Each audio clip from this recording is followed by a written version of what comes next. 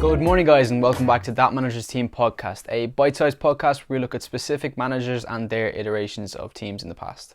Today we're going to be looking at one of the only teams to manage to take the Ligue 1 title off PSG in the last 10 years, and it was Monaco in 2017 with Leonardo Jardim. Barcelona-born Jardim started off his career in Portugal. He started off with a few clubs early on and then progressed his career as he went up and started off with Braga. He then moved to Olympiacos, replacing Ernesto Valverde, and dominated the league just as most managers really do, but he still played a brand of football that was very interesting.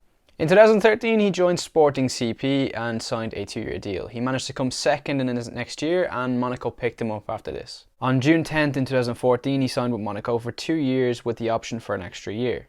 He managed to come third twice in 2 years and then signed an extension that would last until 2019 if he didn't get sacked beforehand. Jardim was profile specific. He looked at what the team needed in certain positions and focused more so on the profile than the player, or as we see in modern day football, a lot of teams focus on big money signings and how much the player cost and PR, whereas Jardim was very much focused on getting in players that suited his style of football.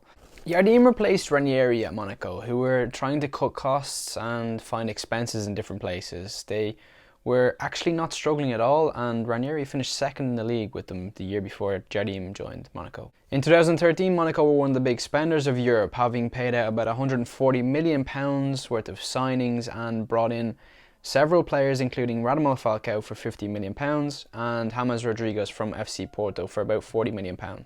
The following season, however, we know that James Rodriguez moved on to Real Madrid for about €75 million, and this was the beginning of Monaco cutting the expenses that we talked about before. Jardim would focus on an aggressive 4-4-2, which would turn into a 2-4-4 when they had possession in the final third. The main focus was on circulation and using everyone in the build-up, and then when they finally found that gap, that opening, they would get vertical and get in there real quick. Fabinho would sometimes drop in between the centre-backs to formulate a 3 at the back, where they would try to focus on circulating the ball better when needed. Radamel Falcao was an elite goal scorer. Lamar moved on to Atletico and since hasn't replicated his form, but exceptional player, Bernardo Silva, phenomenal player again. And while he might have had a crop of exceptional players at the time, it's also, you got to look at it in a different way. You got to look at it, he managed to make this phenomenal team out of maybe exceptional players, but also the right profiles. He put the right players into the right positions and made a system that really worked against the best teams in the world. Some integral players to this Monaco team are still around today, such as Fabinho, Bernardo Silva, Mbappe. Radamel Falcao is now sort of dropped off, but for a few years there he was very important in European football. And then there's more players like Sidibe and Raggi who were integral to the team, but not so much anymore.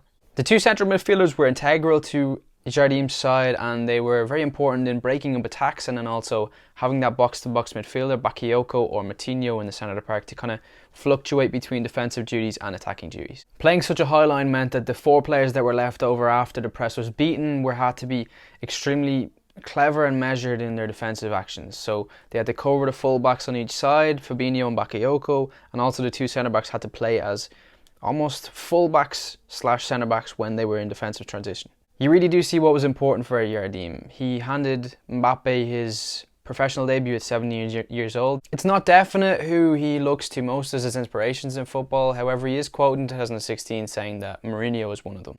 And famously, they beat Pep Guardiola's Man City side, Jardim getting won over the famous manager in a 6-6 draw overall. It was interesting to see Jardim put it up against City with Pep Guardiola, one of the best managers, if not the best manager of all time. The real pinnacle, however, was Monaco winning the title against Saint-Etienne in 2017.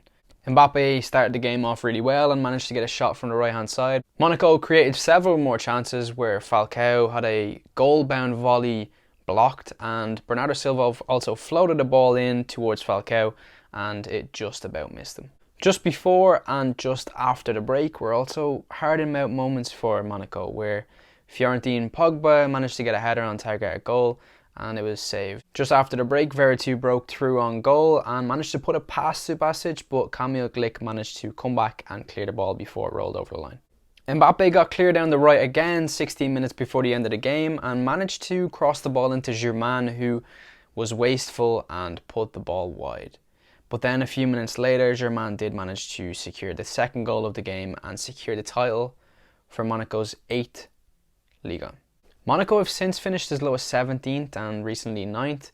They're not having great success at the moment and have struggled to replicate any kind of form that was similar to when Jardim was in charge of the club. Niko Kovac with probably the most success they've had in recent times, finishing 3rd in 2021. Jardim actually did rejoin Monaco and was sacked the same year he did join. He has then moved on to several other clubs, and with Al Rayyan he has actually started off exceptionally well, winning 3 games out of 4 and drawing 1. And that marks the end of today's episode.